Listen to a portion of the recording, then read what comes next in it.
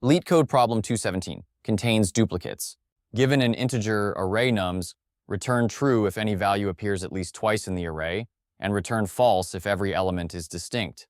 In simple English, it means if this is the input, then we get true as the output. And if this is the input, then we get false as the output. All right, example 1. If this is the input, how do we find the duplicate in the least time and least memory? Now, like it is with any problem, there are many solutions to this as well. We can first sort nums and then find the duplicate in it. That will be very efficient, but sorting will take time and log n time. There is a better solution to this problem. We start with the basics. First, let's define the class that we will be using, and then the method that we need. And here's the rest of the code. I will take you through it one step at a time. I will be using a hash set. Now, a hash set is designed to store unique values only, and this is the secret sauce that we will be using today. Now, this is just nums that we saw earlier. The number 1 ended up here, and then here. And then let's see if it is in the hash set.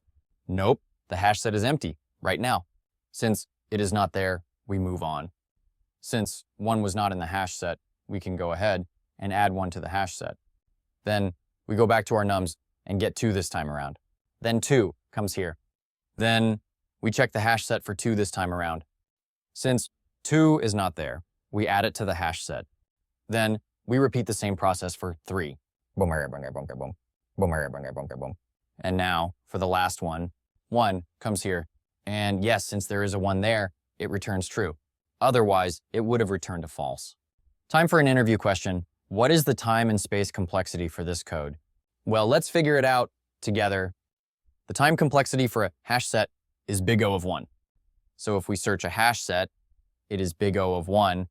And if we add to the hash set, it is also big O of 1. That leaves us with a time complexity of big O of n. N means the number of elements in the array, nums. If we add to the hash set, the space complexity is big O of n. That leaves us with a combined space complexity of big O of n.